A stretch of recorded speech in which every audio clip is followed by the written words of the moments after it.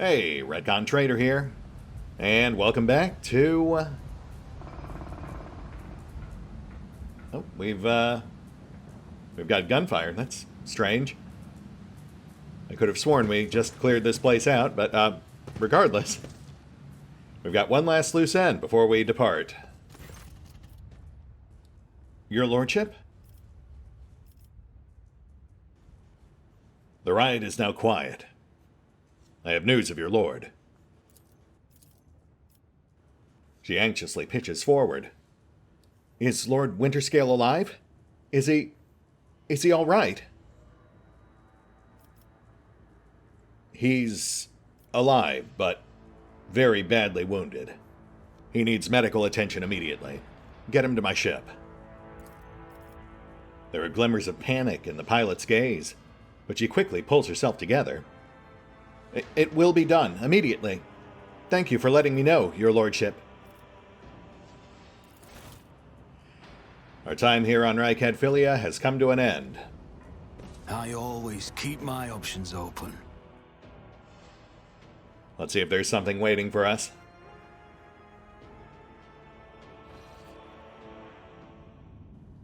Nope, seems pretty quiet.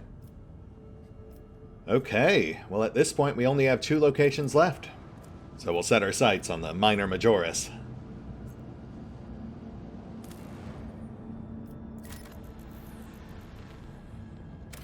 Aha!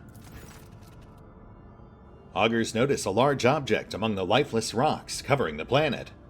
A void ship, whose signature and origins are impossible to identify from orbit, is resting on the edge of a deep ravine. The hull of the unidentified vessel is severely damaged. Rocks around it shattered by the force of the gigantic machine's crash landing. The augurs haven't detected any vital signs aboard or near the vessel. I mean, obviously we're going to explore. The landing... Is that a level up? The landing party reports via Vox as soon as they touch down. The colossal void ship before them is covered with spikes. It resembles a morbid beast sculpted from darkness itself, menacingly hanging over the ravine. An experienced veteran accurately determines the origin of the unholy vessel. It belongs to the Xenos race called Drukhari. Ready to collapse at any moment, the void ship emits a long, woeful creak, as if promising to drag along into the abyss below anyone who dares to disturb its slumber. Oh boy, lots of options this time. Though, as a former crime lord who dealt in cold trade, I feel like it's pretty obvious we want to get in there. But we will prioritize information over loot. Though obviously we'd prefer to grab both if possible. After 2 watches of hard labor, the workers managed to stabilize the Drukhari void ship. The soldiers who entered the vessel were met with lifeless bodies of Xenos, who had died when the void ship crashed. The void ship itself, following its abominable nature, came to life, immediately craving to sate its wicked appetite for human death. The vessel's systems have reacted to the intruders, and senselessly cruel, deadly traps have been activated on all decks. Monstrous contraptions designed to mince, rip apart, and incinerate their victims took the soldiers by surprise, but were neutralized before the squad suffered significant losses. The soldiers found several curious pieces of xenotech on the sinister void ship, but no data that could shed some light on why it came to the Rykad system. Oh, well, okay. I guess we ended up with loot anyway, including a piercing splinter cannon. Oh man. We actually got to play with that back in Alpha. But sadly, none of us are actually set up to use it this time. I mean, I suppose we could retrofit Argenta, but having her run around with a Drukhari weapon would be pretty out of character. Alright, well, another piece of the puzzle. But still no real answers. At least we got a few Xeno artifacts as a consolation. And no boost to profit factor, so no reason to hit Thunderfang. Let's see what awaits us at the Electrodynamic Cenobium. Right. Level up. Of course. Okay, well, one sec. Let me check my notes.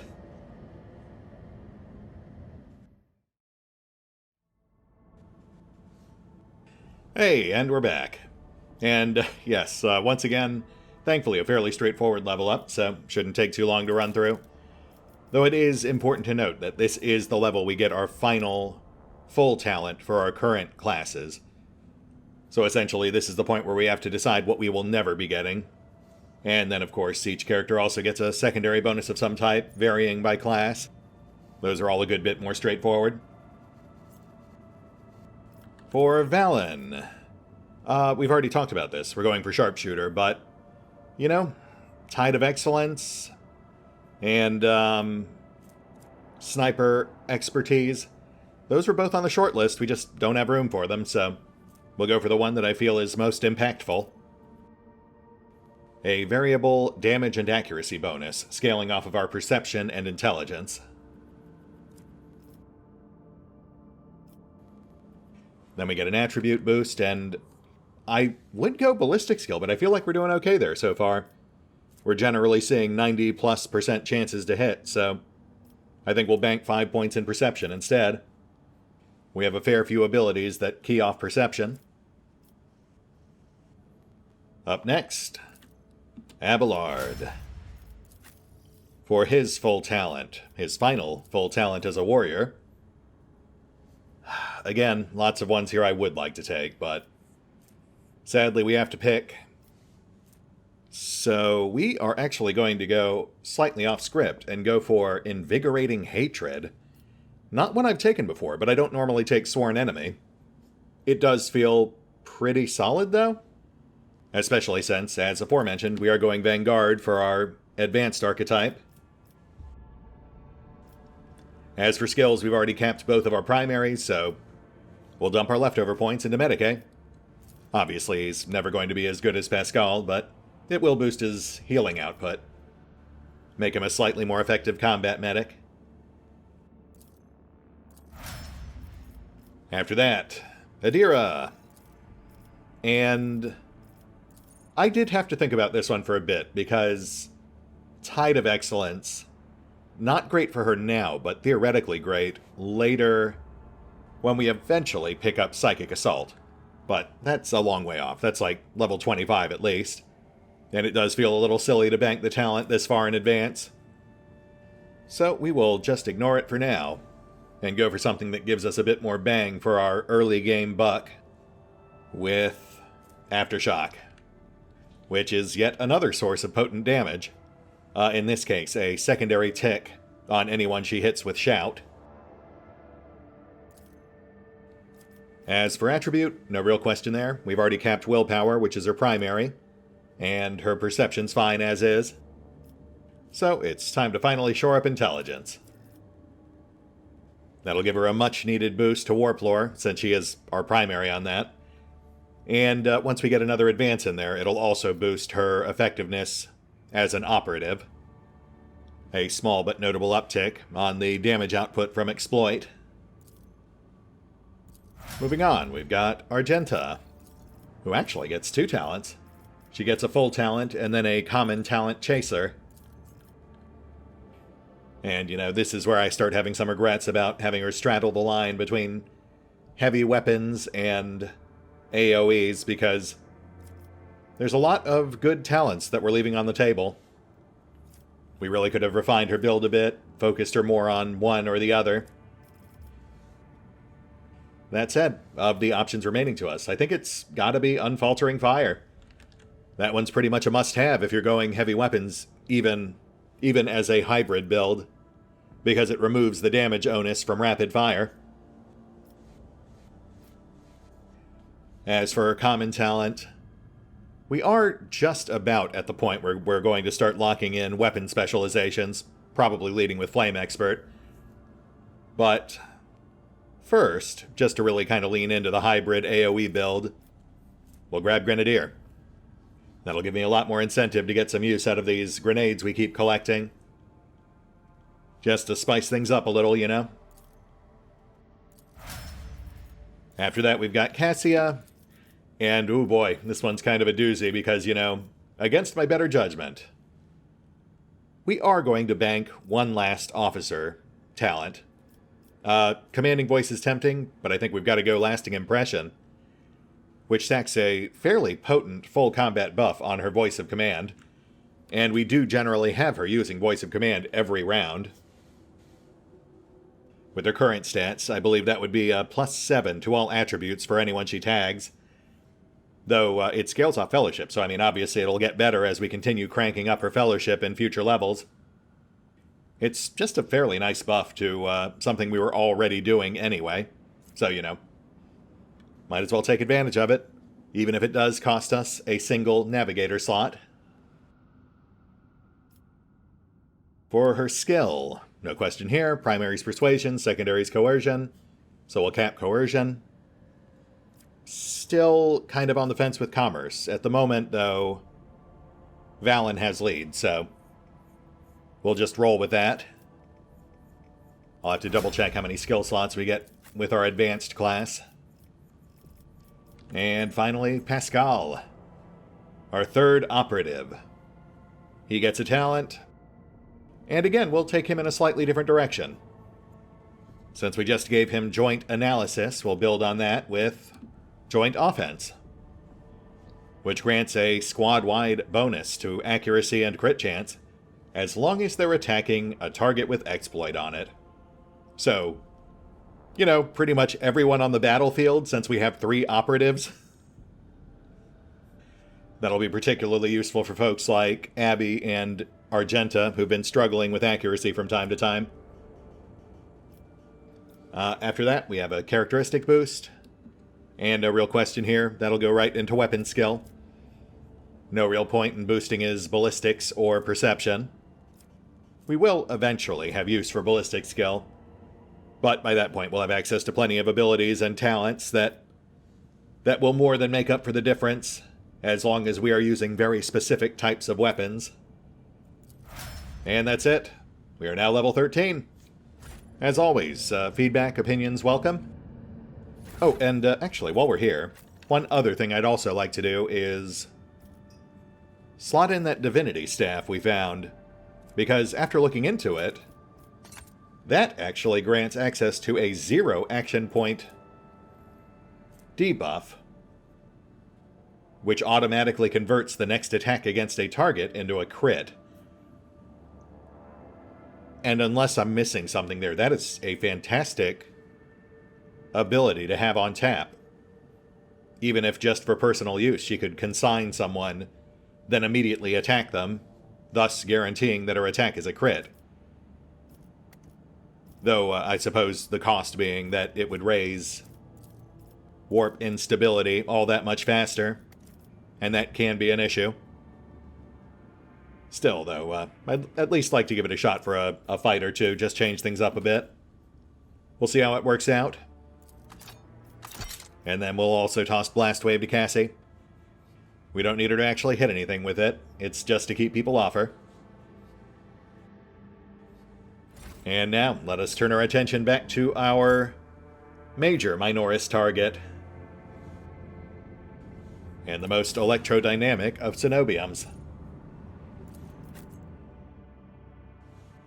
Ah, Pascal's locked to our squad as well. I guess that makes sense. He has his own reasons for coming here, and we will try to assist him if able.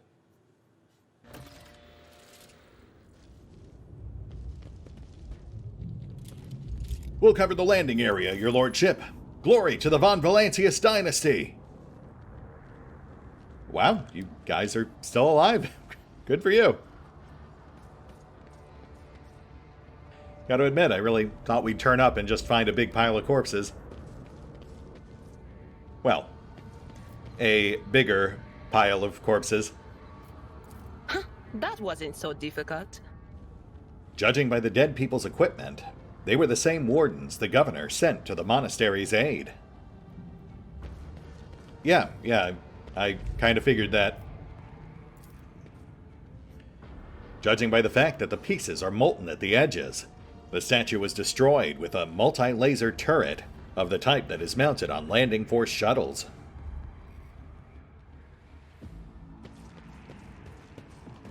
Is there money to be made?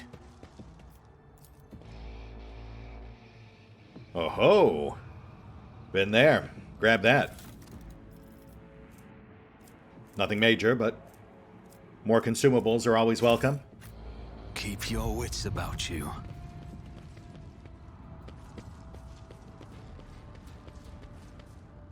I am slightly suspicious of the guys who met us on the landing pad after the whole Private Regius incident, but we're not seeing any obvious signs of skullduggery. I always have a backup plan.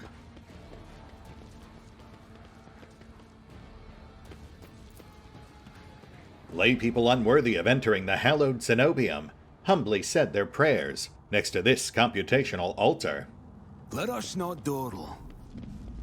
Okay. Let's check this place out.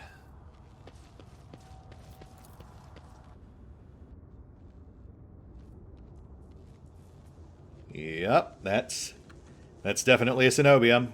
You've seen one, you've seen them all. Though this one is slightly more electrodynamic than most. Yes. Quite.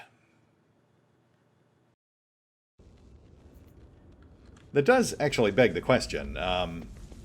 If these guys couldn't get in, then how are we supposed to? I suppose we do have a tech priest in tow. Though that kind of begs the question of what would happen if we hadn't brought Pascal with us. If we'd agreed to leave him with Governor Medina.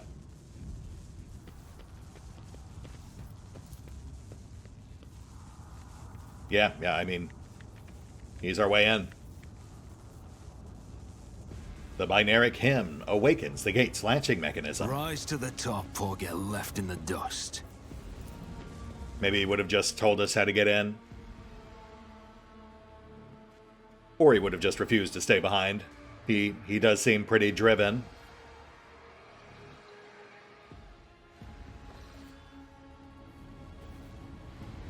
And right off the bat, more corpses. The heretics were killed swiftly and ruthlessly. They never had time to reach for their weapons. Interesting, interesting. So who done it? We have an interrogator in the wild here somewhere. Nope. Darkness lurks beyond the bright flashes. No, two darknesses. One streaked with red, with clanking shackles and false preaching. The other a bilious yellow, the tang of roiling blood, and screams of pain. The colors of this place are flecked with sparks of pain. Bright scarlet, blackish crimson, deathly gray. A kaleidoscope of despair and madness. Thanks, guys. Really helpful. A mercifully quick electric shock was not what killed this cultist. His face is contorted in pain, as if he was tortured. Right, which must be what our psychers are picking up on. You note that wire junctions are often marked with the symbol of a key that appears to connect two lines. Interesting. Okay. Noted.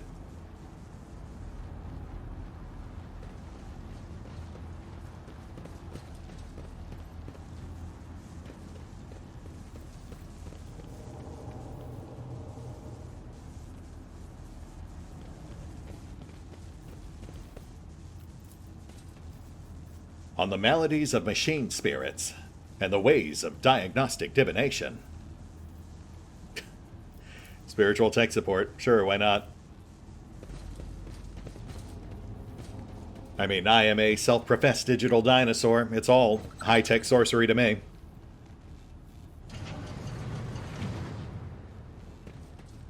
Mummified Electro Priest.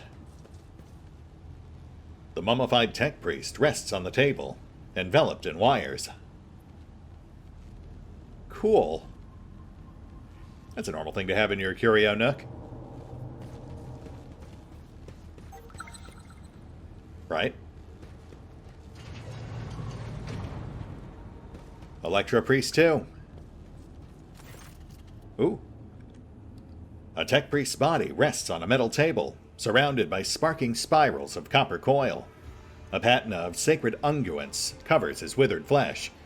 His augmentics have been polished with great care. Intricate electues cover the dead man's crossed arms and bare torso, and strands of wire envelop his head. Pascal respectfully bows his head before the dead man, and carefully touches the shriveled body with the tip of his mechadendrite. Honored adherent, I thank you for showing us the truth of Fabricator General Hekrovar's maxim. Death does not end the service of a spirit driven. The body seems motionless, but you notice a slight tremor in the fingertips. This ancient servant of the Omnissiah must be data dreaming. His mind, enveloped in digital reverie, can persist for hundreds or thousands of years, while his frail body is decaying. This sacred state of trance is a great reward, only earned by the wisest and most pious servants of the machine god. I should get out more. He's looking a little wiry. Such purity of colors. I have never seen anything like it. Deep tranquility shrouded in a cool white cloud. Such unity of thought and spirit. The dead are incapable of exuding such hues. Next to the table the body is resting on, you see small amulets crafted from burned cogitator circuit boards.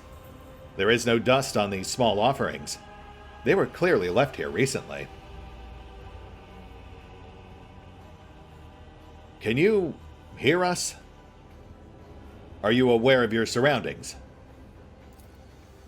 The light in the crypt becomes a little brighter and sharper, and the smell of ozone fills the air. The vox on the ceiling comes alive and lets forth a solemn binaric aria that turns into a crackling, somnolent voice. In this dark hour, I am ready to bring you good tidings, tech brethren. Now respond with the words of the second galvanic hymn. The second galvanic hymn is a revered and miraculous prayer of the Adeptus Mechanicus. Naturally, you know it very well. I was raised on a Forge world. Let us praise the twin charges, the body electric, and the Omnissiah who lights the spark of reason within us. And let us carry his charge to those who have turned their minds toward his light. Let it be so indeed. You're clearly chosen of the Omnissiah. Who are you, most revered of tech priests? The Vox's voice grows louder. Praetor Electroid Dar Impulse II, by the will of the Omnissiah, the prior of this monastery, and the guardian of the miraculous fusion reactor, now and ever, world without end. Here in this cell of mine, I have conquered death, and my mind has soared toward the Omnissiah in a blessed data dream. My body is decaying, but my spirit will remain by my master's side. For I am the sacred sentinel of the code, the guardian of the sacred relic, and the eye that watches over the rite of operation. Forgive the impertinence, most revered tech priest, but I have to ask, what is it like? Data dreaming. Asking for a friend. I am one with emotive force, and it opens my mind to the sacred impulses of knowledge. My reason has become as fast as the flying electron and the ray of light, and time is no more for me, for I am eternal.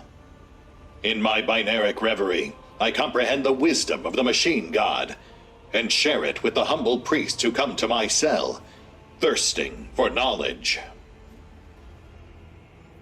That's incredible. Since you're aware of your surroundings, I assume you know the monastery's under attack by heretics? Is there anything you can do to help us with that? In my data dream, I saw their unholy requests and rejected them angrily, for it is said in the 4th article of security, no unbeliever's hand shall intrude upon the operation cycle. They have seditious designs on the relic. But should I give you, who does not belong to our faith and fellowship, my blessing to stand up to the blasphemers?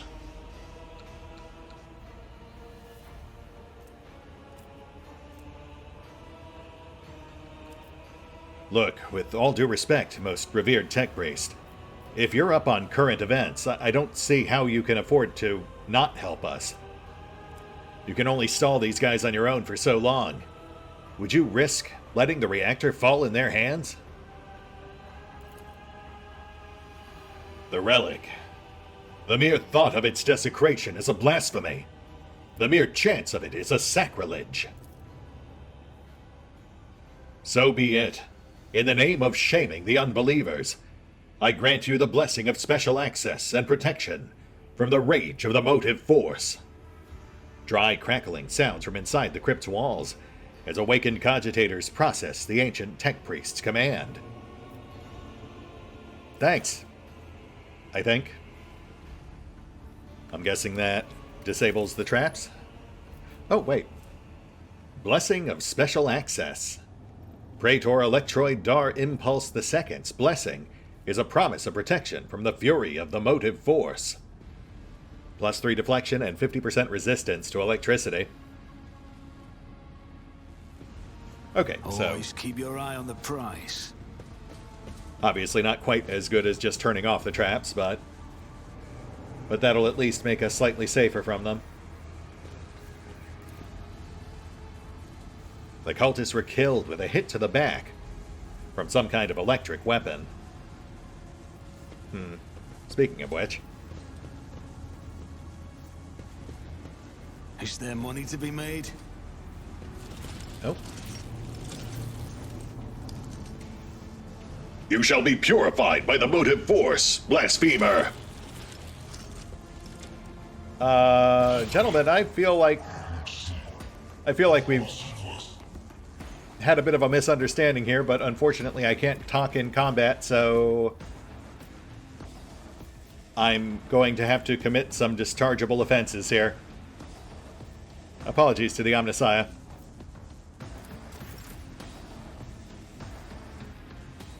Alright, well.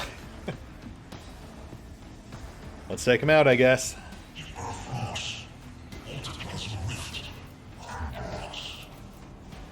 Man, these guys look cool.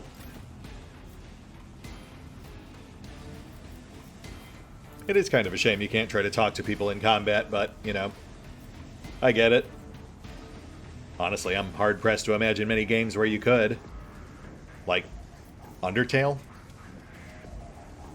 Oh, let's try that new staff. 0 AP cost, so we should be able to do that and a shout. Anything else? Okay, I think that worked. Oh, but it used our attack action. Gosh darn it. Alright, well, that would definitely be why I've never seen people talk about it. That is terrible then. Will do. At least for any offense-oriented psyker. There are just so many better things we could have done with our action. Alright, well. Good learning experience. Denied.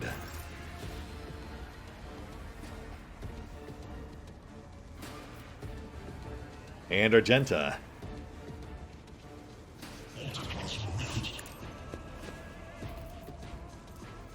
Doubt is for the weak.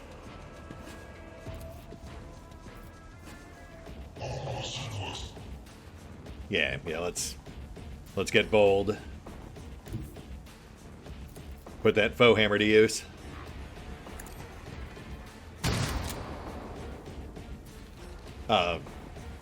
Wait, what? Okay, well, switch off to the flamer, I guess? I'm not really quite sure what happened there. Oh! There it is. Better late than never, I suppose.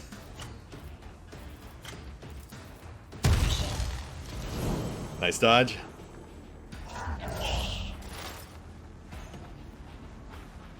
Yeah, these poor guys don't really stand much of a chance.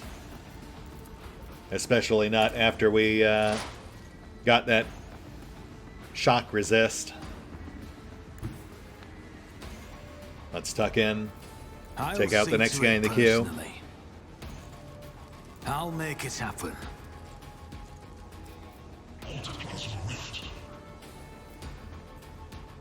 Precise for the crit.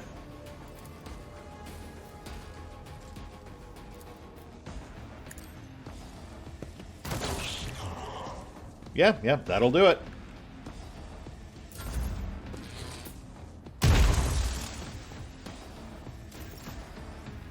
And Cassie.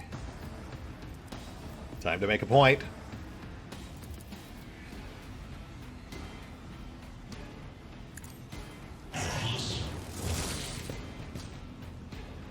It's fine. These guys just have to see things her way.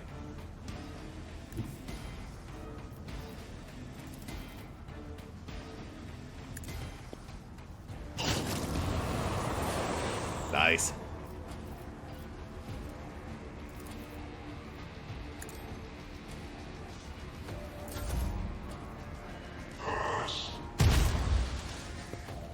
Wow, rude. That one very slightly cinched us. Let's wrap this up. Should be able to finish it before they get another turn. Sorry again, Omnissiah. You'll have to forgive us for Assaultin batteries.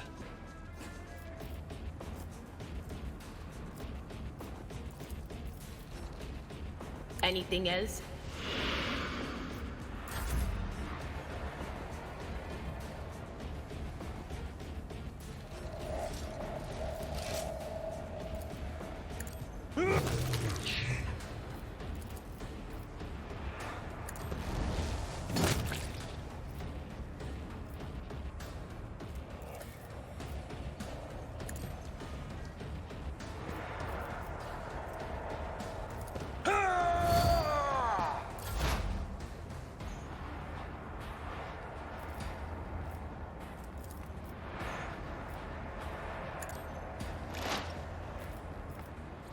I mean, this is obviously overkill, but might as well be sure.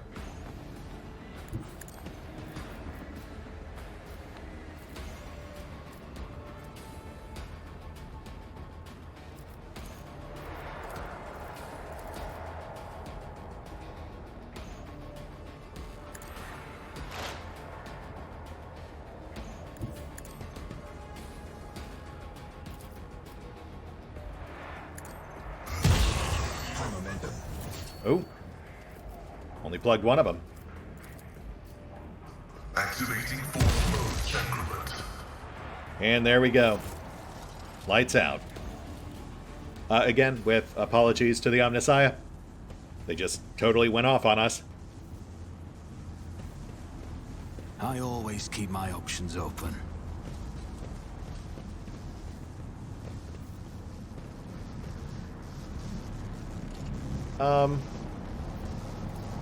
A motive force field seals the passage, threatening to incinerate anyone who touches it. Yeah, let's maybe not try to walk through that. We are resistant to shock, not I always have a backup plan. completely immune. Data altar of sacred analysis. Also loot. Nothing of particular note, but Rise to the top, or get left in the dust. this might alter that.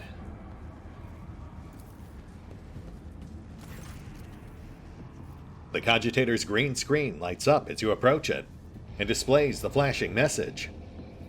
Pilgrim, only the words of the first Galvanic hymn will reveal to you the gifts hidden behind the veil of knowledge. Now chant with me.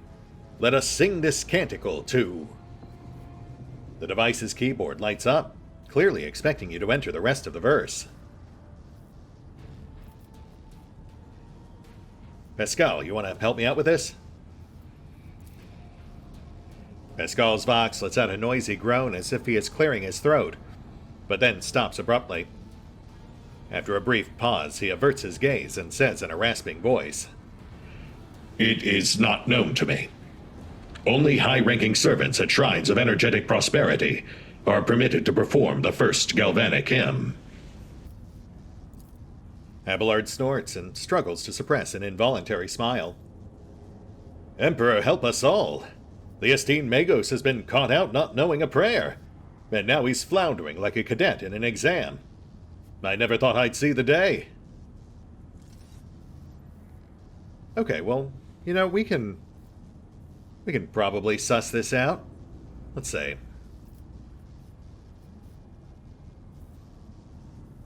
I mean, it's gotta be the Omnissiah, right? He's at the very tippy top. He is the entity from which all motive force flows. Verse 2 calls to you, Pilgrim. Let us fill our souls with gratitude toward... Oh, well... I have no idea if that first line was right, but, this one feels more obvious. We found that, key symbol on our way in. They very specifically pointed that out right near the entrance. Now finish this prayer, Pilgrim. May the unity of the sacred charges power... Ooh. Memory, soul, body, reason, or faith. Well, of all of those, the only one we've actually seen brought up by that mummified Electro priest was specifically reason. Right? I mean, technically they are preserving his memory, but they're not preserving his memory just to have his memory on hand. He's still processing data received from the Omnissiah and then delivering it to other faithful. So reason feels right. Yes. A solemn binaric trill comes from the cogitator. Verily so. A pilgrim who has learned our ways is worthy of the gifts of the enlightened. Fantastic. Hey. An infinite black void. Nice, nice. And a chest. With an arc rifle. Two-handed exotic. When the wielder hits a target with the arc rifle, they also attack all enemies within 2 cells of the target. Interesting. Though, sadly, again, not something we're really built for. Man, that's a shame. That's a pretty fun one. And Pinpointing Visor grants a hefty plus 15% crit chance against enemies who are at half wounds or less. Interesting. Hard to say if any of our guys are really built for that, though. Maybe Argenta? We'll have to see what she currently has equipped. Yeah, see. Valen is designed for long-range engagements, which makes the arc rifle kind of useless to him. It's got half the range of a proper long rifle. Adira? No. No, we gotta keep that warp bonus. Oh, and yeah, I mean, generally speaking, accuracy is always going to outweigh crit chance. You can't crit if you don't hit. So, sadly, I guess this just stays in our pack. I suppose I could toss it to Pascal. I'll think about it.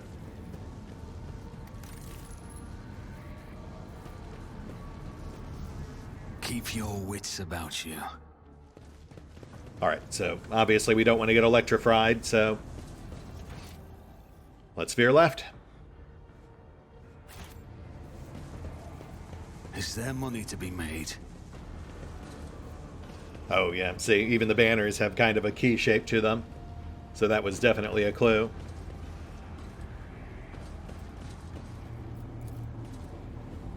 There are no wounds on the heretic's body, but his face is contorted in terror, and his eyes are bloodshot from ruptured vessels.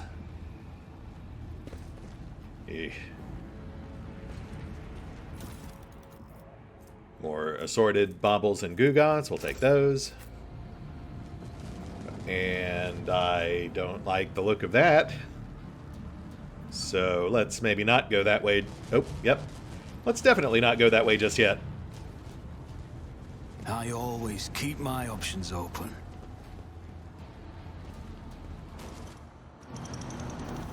I'm not satisfied with that answer. I will repeat my question again. The last Electro-Priest you killed, where did you find him?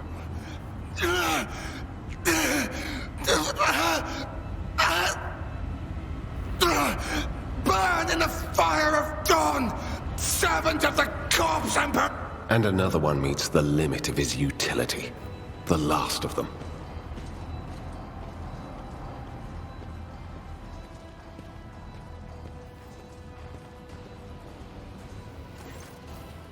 The tall, dark-haired man sizes you up with a quick glance. A supernatural chill is making the air around him crackle softly. The expensive fabric of his jacket is stitched with gold thread and marked by several reddish-brown stains. A force sword and a vox hang from his belt, and the emblem of the Holy Inquisition glitters on his chest. You try to focus on the man in front of you, but you cannot shake the image of the deadly torture he inflicted on his victim. Your pulse quickens, blood pounding in your ears, and sweat beading on your skin.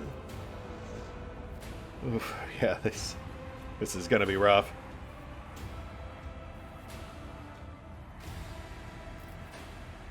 Abby, I take it this is the guy we're looking for?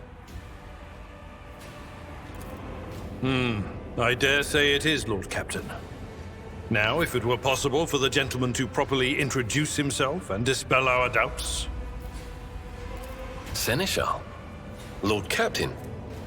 Do I have the pleasure of speaking to a rogue trader? Allow me to introduce myself. Interrogator Heinrich van Kalox of the Imperial Inquisition's esteemed Ordo Xenos. I must confess, I'm perplexed to meet someone of your standing in a place like this. The man looks over at Abelard, and then at you again. What did you do to that guy? I convinced him to cooperate. I can influence living bodies, and I find that the interrogated are much more eager to share information once the blood starts to boil in their veins. Heinrich bows his head, cracks his neck, and grimaces.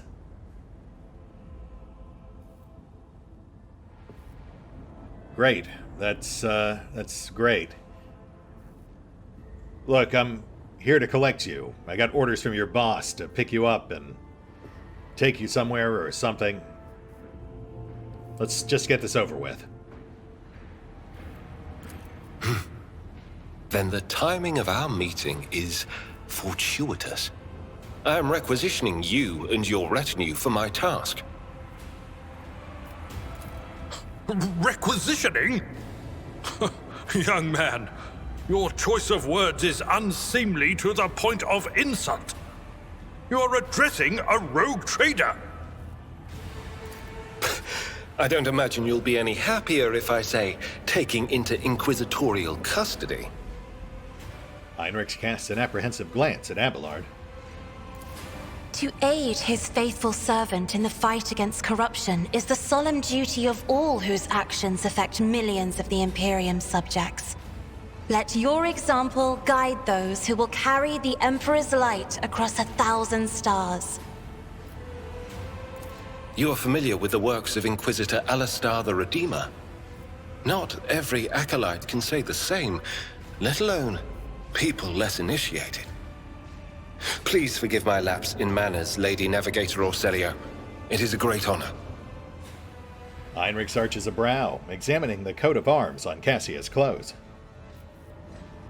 I came to Rykad Minoris on a mission, which a rebellion prevented me from fulfilling.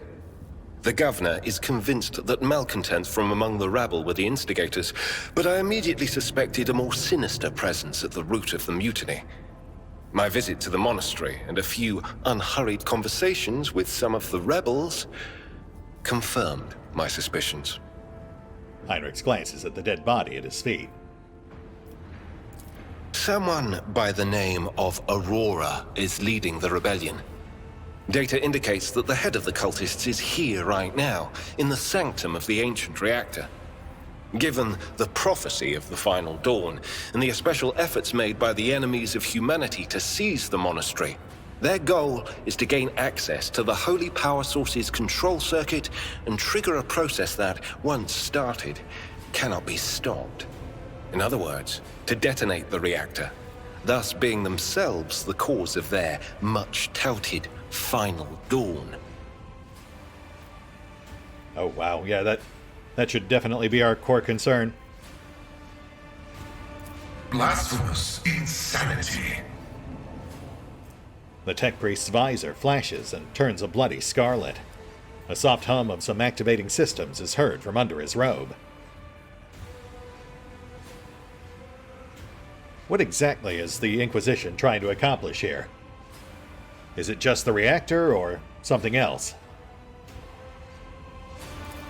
I arrived here with an escort squad, only to lose it in our very first open skirmish. The monastery is swarming with heretics. The soldiers I requisitioned from the governor fell in battle, bled to death, or deserted. I had to make do with catching and forcefully interrogating individual rebels. It is from them that I learned what I relayed to you just now.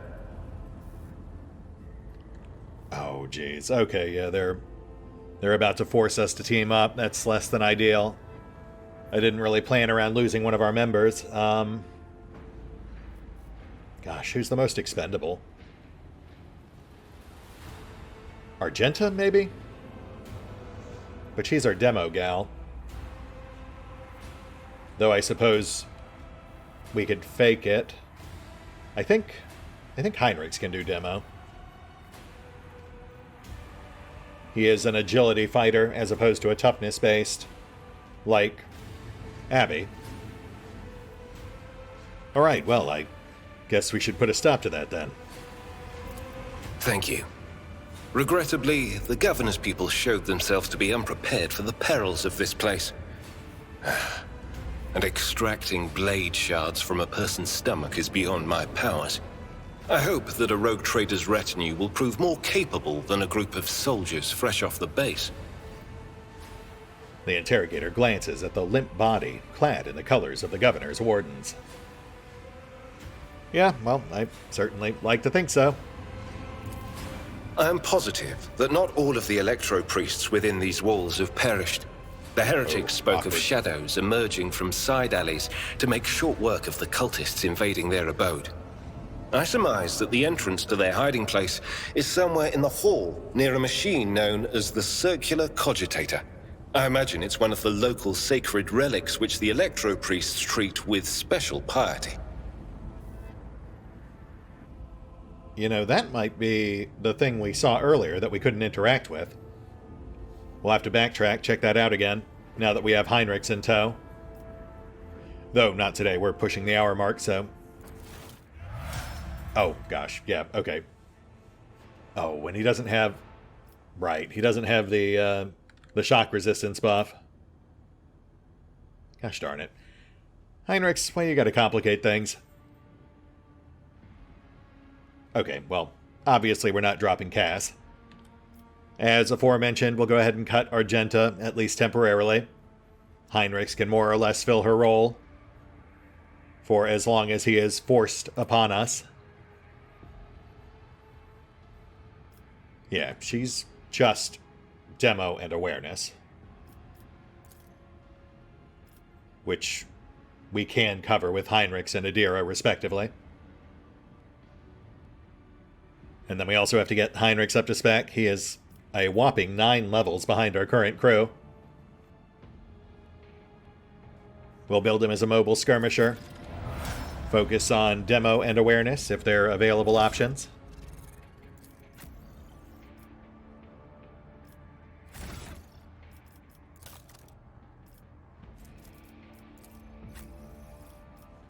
Imperial Biomancer. So secondary healer if we choose to go that route, but we'll probably keep him focused on offense. I'll take care of all this off screen. It'll be pretty basic, just enough to get him combat effective, since he will definitely not be a mainstay of our party. And then let's have a look at his gear. Force Sword. Deals additional damage based on psi rating, so a whopping +0. Impressive.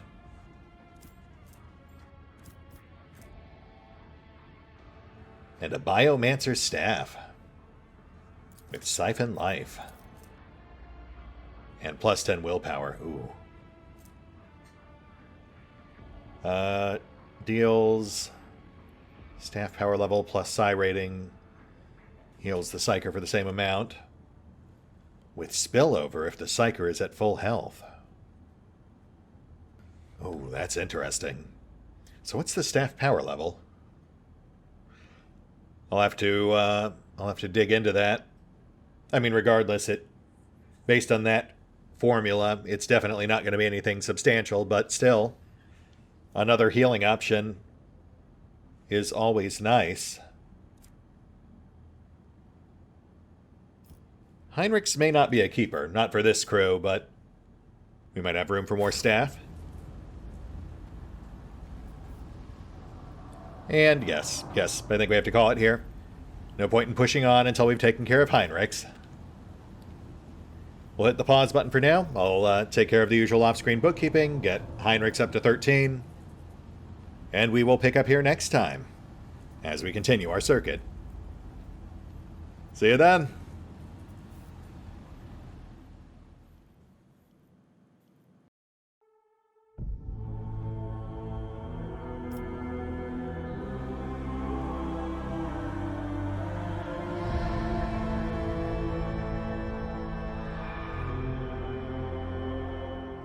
Oh, and special thanks to the Raiders, the fine folks who help make these videos possible, including but not limited to Revenant, Alois, CrowkingLoR, Dragon Matrix 7, Drakiith, V23, EgonAlter, Exsellsior, Gottlieb, James Trimmier, Kazorm, Mark Giemza, Nathan Welch Jr., OverlordPherom, RandomPassrby, RobbyB, Tomasz Piątkowski, Triphoppenskip, and Valinrook.